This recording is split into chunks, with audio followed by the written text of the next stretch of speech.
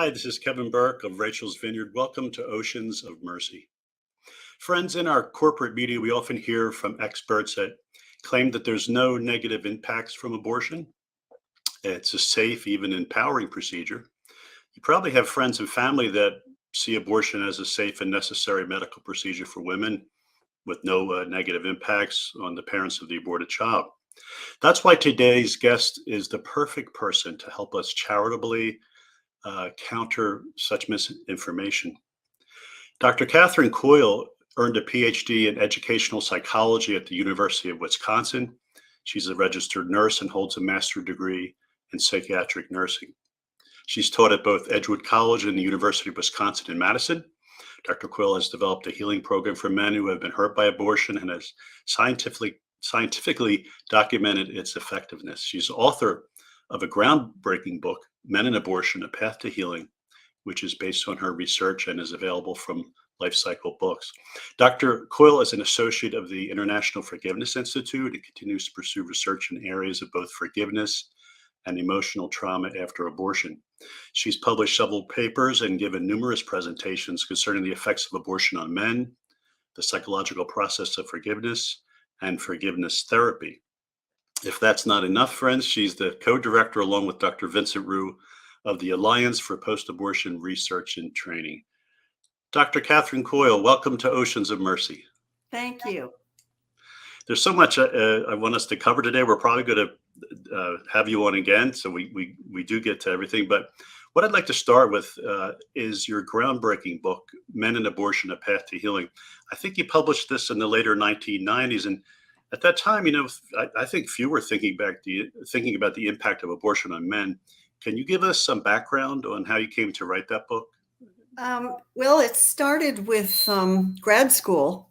I was finishing up a master's. I was going to be a nurse psychotherapist, and I was offered a job to teach.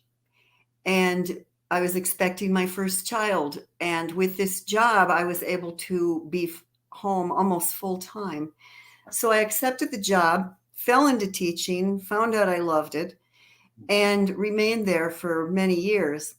While I was teaching, I got a flyer about a brown bag lunch where Dr. Robert Enright was going to be speaking about his work on forgiveness. And it turned out he was a professor of developmental psychology, which I wanted to study at the doctoral level. And so I eventually went back for my doctorate, had Bob for my advisor, studied forgiveness with him. And Bob is a believer, and so he was very supportive of my desire to test a forgiveness therapy intervention with men who had been through abortion. It would have been tough to find an advisor that's supportive. Dr. Coyle, how did you come to encounter men who had this loss? Well, to be honest, I hadn't had experience with men, only with women about that issue. Okay. But there was nothing out there. So I thought, I'm going to see if this is effective. And it was, I'm happy to say, because it was a 2.5-year study. And out of that came the book, because I was encouraged by other people involved in healing after abortion to get something out there that various people and organizations would have to use as a resource when they worked with men. What were some, as you kind of began to write the book and put together the results of your research, what were some of the general findings that you were encountering with men, from their experience with their partner having an abortion? Well, I'll run through the emotion list that we've observed repeatedly now. First of all, it became very clear that men do not perceive abortion as a benign experience. Regardless of the decision-making ahead of time, this is not an easy time for them. Clearly, they have some ambivalence. Like women, there can be a mix of both relief and regret. Of course, that's not surprising. We know a lot of people facing unplanned pregnancies are not ready for parenthood. And because of the nature of abortion procedures, decisions have to be made very, very quickly. So there's some sense of pressure involved, right? Very, very much so. And that's just one, as you well know, of many pressures. Sure. Anger is apparent, especially when the abortion occurs against the man's wishes. Mm-hmm. Either because his partner is insisting or some other friend or family member has been exerting influence for that decision. Mm-hmm. Anger can sometimes be turned against the self when men feel that they've failed to behave responsibly. Sometimes we saw that anger being acted out in risk-taking behaviors. Other times it, I believe, becomes almost a kind of coping mechanism, because many of us, not just men, would rather be angry than feel anxiety or helpless or grief or guilt, whatever. So Sure. it almost becomes, many emotions are funneled into what appears to be anger, but there's a lot more under the surface.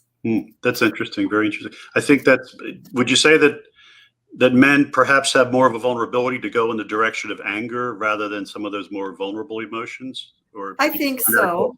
okay. I think so. It now things may be changing. You've got to remember, my demographic grew up with somewhat different role expectations Mm-hmm. than men today. But I think it's a more acceptable emotion, perhaps, for Yeah. men, both from their own perspective and that from people outside.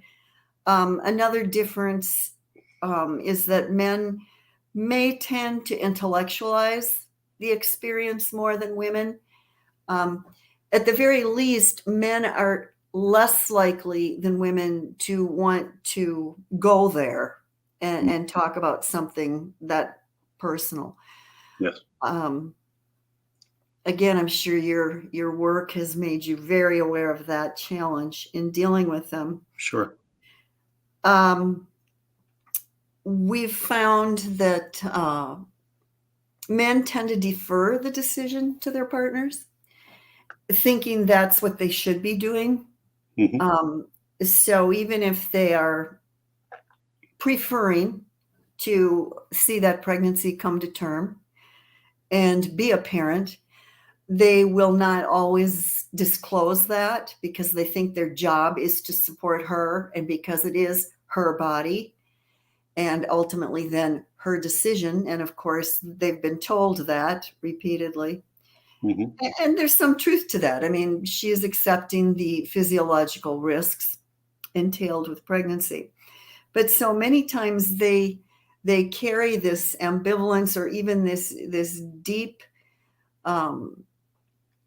uncertainty and unwillingness to give up this child in an attempt to support the woman. And that, of course, complicates things considerably in terms of their emotional response, because what they're doing is they're setting them aside Yeah. in an attempt to support her. And of course, we know what happens to emotions that we bury or set aside, But sooner or later. that's Yeah. such an important point, Dr. Coyle. And when we started, we talked about this is a very short duration, high pressure situation where they're making that decision. Yet, I'm sure you've seen in your research, it has repercussions that extend well beyond when a man has those things going on and he doesn't have a way to process that, right? Yes. Yeah. Yes. And as I said, we know emotions that are suppressed or repressed do not go away. Somehow they find a way to leak out. Mm-hmm. So we've got, what have I said so far? We've got ambivalence, we've got anger, anxiety. Now, something interesting about anxiety is that, let me back up just a minute. Sure. There's way less than 100 studies out there about men and abortion. Probably in the neighborhood of 50 something. That's it. That means there is no body of literature about them. They've been completely marginalized here. In those studies, very few have used clinical measures for anxiety. But when they have been used, the men score in the clinically significant range. So we know from our training as therapists, that's a red flag. Hmm. That, That means you're going to have consequences, physical, obviously emotional, relational, might affect their work. yep, It's when you say clinically significant, it's just this is something that's very important and can have lots of repercussions for them, right? yes. And I mean, for instance, I worked with one fellow who had to quit school. I mean, he couldn't focus on school. Another one quit his job. He couldn't focus on anything. I mean, he basically was handicapped for some period of time until he could literally get a grip long enough to focus on these other important aspects of life. We of course see grief, um, intense grief, Mm. especially when the decision is made against the man's wishes. Something very sad to me personally. I find it very touching. I struggle for the right word to describe it. Is the persistence of a lot of these emotions. We've had fellows respond to our surveys decades after the fact, Hmm. and yet they're still struggling. They say they still frequently think about this child that's missing at the dinner table. They still Hmm. question themselves. It's difficult. It's clear without a large body of research that we've got some people in our population here who really need some help and support, and they're just not getting it. Yeah, that's very important. That's probably one of the most important messages you're sharing today is based on, again, we need more research, but based on what we know already, there's definitely a large, given that there's been 65 million procedures, there's a large segment of men out there who are, physically and emotionally hurting and would really benefit from help. Yes, Yeah. definitely. And as I mentioned, the anxiety that when we looked at that using a clinical scale and what we found, in another study along the same lines, because of course PTSD is an anxiety disorder, we found that men who disagreed with the decision were significantly more likely to have symptoms of full-blown PTSD. And these guys are just falling through the cracks. They're walking around traumatized without any attention. What we haven't looked at, and again, this is now my demographic, is how many men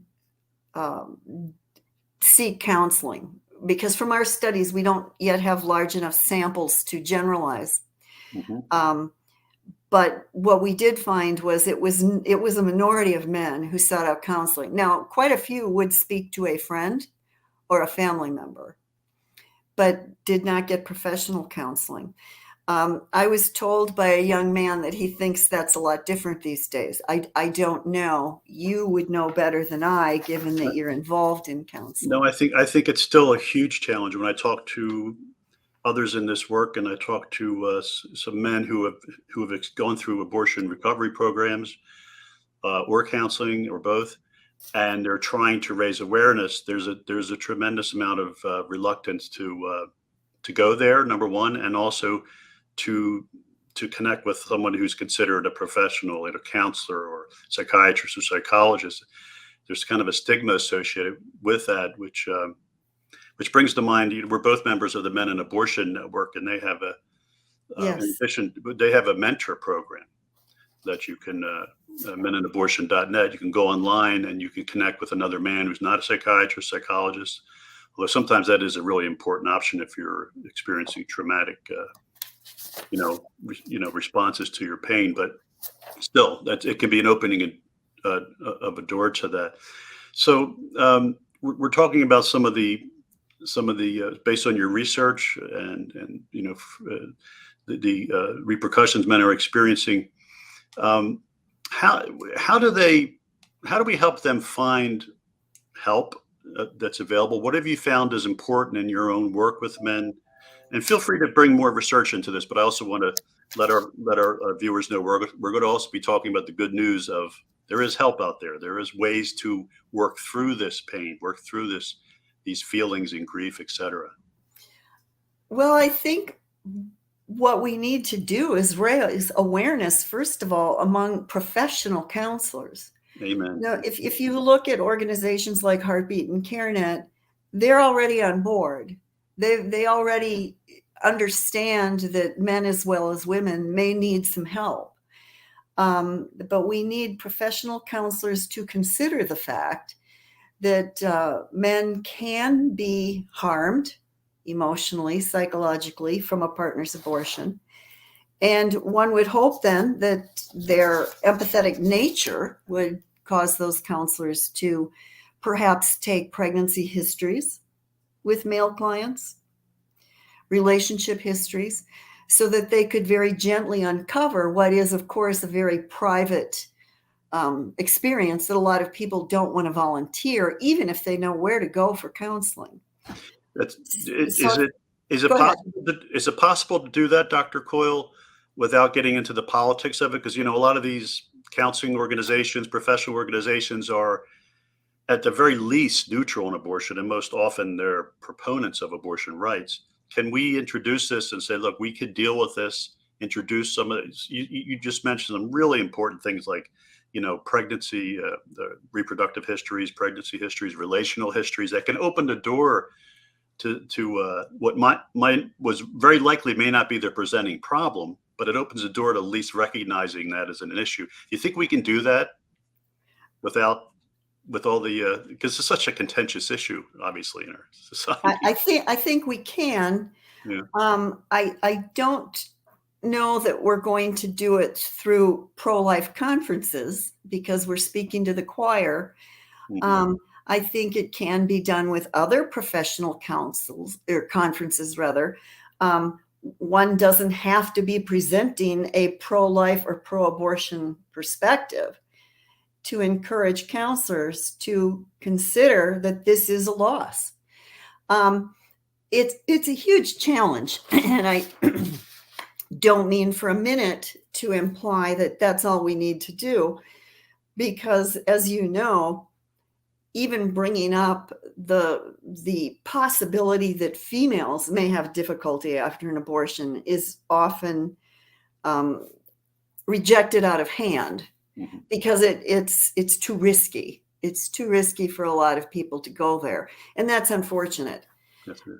Because I don't care what your opinion is about abortion politically, as a nurse, as a trained counselor, as an educator of college students, it behooves me to have some empathy for their experience, whatever it was. Absolutely. And maybe that's the way to appeal to counselors, to appeal to what I think among many of them is a natural empathy, and that's why they're drawn to therapy and counseling in the first place. So I mean, I think they're out there willing to hear us, but it's a matter of avoiding any hint of the political. Yeah. And we can only do that at our end. We can't really alter their perceptions of that much. So Okay. Good. Well, I hope that anyone listening who is a counselor or a healthcare professional, medical professional, and organizations like the Alliance for Post-Abortion Research and Training, yourself and Dr. Rue, Men in Abortion Network. There's so many groups that are willing to help you, get you the information and resources, even offer some mentorship. I'm sure if you want to reach out to your professional organizations and they're having conferences or even small scale things like a gathering of local therapists in a community who are getting together to support one another, and Mhm. do some personal training and things. Those could be opportunities to gently introduce this in a non-political way, because there's so much need out there. And speaking of the Men in Abortion Network, there's resources posted there. So for pro-life organizations, for instance, or maybe just let's call it a neutral about the issue, there is an article on there about starting a men's ministry with some general guidelines. But getting back to appealing to counselors to look at the potential damage done by elective abortion, not just for their male clients, but to always ask their female clients, of course, too, pregnancy history, but also couples. Mhm. Because we haven't talked about how abortion can impact relationships today, but we know it can. And I think for professional counselors to ask about their couple history in terms of reproduction could be real helpful. Now, it gets a little sticky because you don't want to get into their past history while they're together, of course. But frequently, as we know, when couples go in for therapy, they are also seen individually by the therapist. Mhm. And during that period of time, one can collect their individual histories, because we know now that those individual histories can impact in negative ways future relationships. Well, I guess it would be I mean, just talking about some of we're just touching on some of the issues that people are dealing with emotionally after an abortion. Even just some of those basic issues we touched on, it would be impossible for them not to impact somebody's ability to trust, their Yes. communication with their partner, their sexual intimacy. I mean, we could go on, but yeah, you raise a really important Yeah. point that all these issues, for either whether it's a man or woman, it's going to have relational implications, and so we want to. It's a good point to also have that on the radar of counselors and folks doing pastoral ministry in their faith communities as well. Well, and we know that both men and women can have sexual problems Mhm. after an abortion. Big surprise there. Um, and how can any counselors effectively help their clients if they don't find out about some of this pregnancy history? It eludes me how we wouldn't want to Yeah. get into that in depth. Dr. Coyle, Um, I want to make sure we leave time for you to talk about forgiveness therapy, if you wanted to touch on that today as well. um, And it's up to you. We'll definitely have another opportunity to come together and cover stuff. But if you wanted to touch on that, we could. I know that's a big part of your work with men and with helping folks find some healing. well, you know what? I'm going to pass and say let's talk a little bit about men and then a little bit more about maybe relationships and counseling, because the Sure. forgiveness piece is large. Okay, It's we'll cover that in our next session, part two. it's large, and I'd like to get into it enough so that any people who are viewing or listening, if they want to take away some information from that and incorporate it into their ministries or their counseling careers, whatever, I'd rather do it in full. Absolutely. Okay. That makes sense, Dr. Coyle. Thank you. Okay. Let me say another thing about men, what we've observed that I think is very destructive, not just for them, but for our society. And that's what an elective abortion can do to their masculinity. Very threatening, very damaging. And of course, for a man, that is a core piece of his identity, just as the feminine piece is a core part of a female's. Mhm. Men can be harmed this way, I think, because they perceive themselves as having failed to meet the role expectations. And again, my demographic may have some very different ones, but some I think always remain the same. I think they're so ingrained in us, I probably at a biochemical level, Mhm. um, that the feeling of failing to protect his partner or his child, and the heartbreak of having to make a choice between which one of those he's going to protect, is very damaging to masculinity. So again, that's another piece why we really need to look at reproductive history with all clients to find out if that is possibly an And issue. Dr. Um, Coyle, this could real yeah, quickly, this that can go alongside a sense of relief, would you say? I mean, that's something I see sometimes. It's very confusing because on one hand, they're like, oh, phew, this crisis is resolved, which feels like a manly thing to do. I've resolved this yeah, crisis. But yeah. there's also other part of them is experiencing exactly what you're talking about, which is it damages their manhood on a kind of a primal level. Does that make sense? It makes a lot of sense. I think you've made a really good point. And where does that go then? If they're feeling relief, then relief becomes a cover, a little safety blanket for now to bury Mm, those other things. But yeah. sooner or later, it's going to have to be dealt with. We know this. We can't get away from it. Mhm. Um, we know that relationships are affected. We don't know though really how many relationships fail. Again, because there isn't enough research, but looking at what's out there, it's anywhere from 25 to about 70% of relationships fail. And something that was stunning to me, absolutely stunning.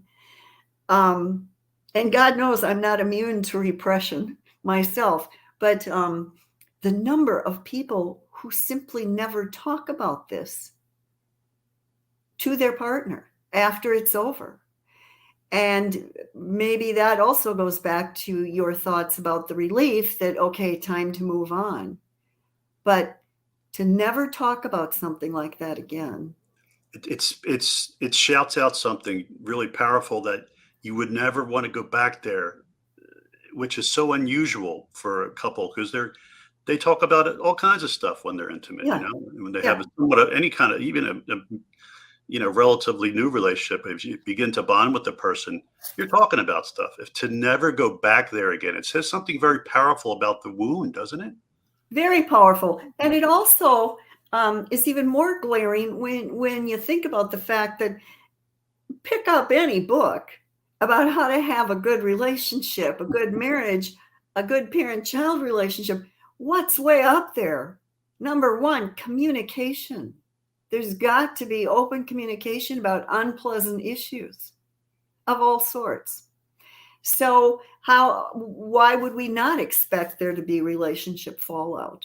Mm, Um, and of course, then it's always complicated by a man and a woman who manage to stay together. They're in somewhat different places as they're moving through this yeah, post-abortion journey. absolutely. Mhm. Um, and well, again, it goes back to will therapists then recognize that and consider the importance? And I guess we do what we can to try to convince them. But I want to say a little bit more about counseling because I think we're getting near Yeah, the end. we have a few minutes, so yeah, please. Okay. Well, you and I have talked now about, first of all, the need has to be recognized and how we might make that happen. And one of the ways being routinely exploring men's and women's reproduction histories. I am a big believer in giving people the opportunity to tell their story. Let them take as long as they want with some gentle guiding questions coming from the therapist or the clergy, whoever it is, the Mhm. good friend who's listening. Just let them tell their story. And I want to read a quote about storytelling to you from I think it's a female author, McCrate, that storytelling or narration, which is the term used in psychology, may be a powerful tool for accessing hidden grief, as the telling offers men a way to discuss their experience in a way which does not compromise their male roles. So it gives them the power to choose what they're going to disclose, how they're going to disclose it. And then the um, it's the responsibility of the counselor then to come back with occasional gentle leading questions. Another really important thing about just the relief of disclosure, there's the affirmation as they are listened to without judgment. But we also have some evidence, and this has nothing to do with my research, this is just research on narration, that being able to form a coherent story of one's experience is associated with improvements in both psychological and physical health. So storytelling is powerful. And I think that's another thing we can encourage therapists to explore with their clients. That's an excellent point, Dr. Coyle. In my own experience with folks, I see that there's a fragmentation that happens on a lot of different levels after the abortion, Hmm. and it's hard to put the pieces together. What happened, and as you begin to tell your, as you just mentioned, being able to tell your story, develop a cohesive narrative, connect with, after that, hopefully you can maybe connect with healing resources.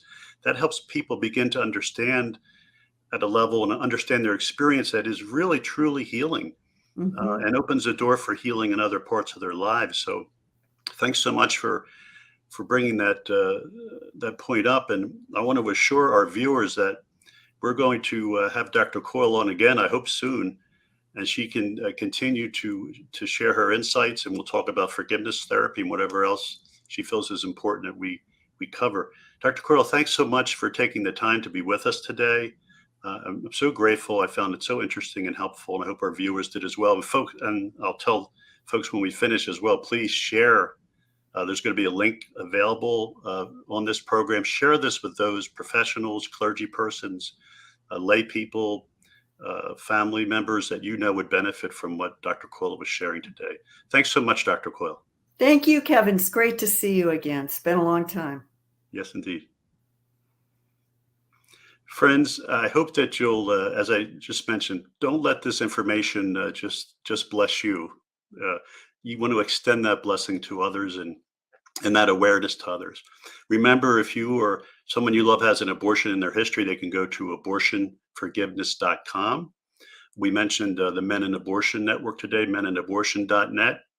And you'll see on the screen as well Dr. Coyle's organization, the Alliance for Post-Abortion Research and Training, with her colleague, Dr. Vincent Rue.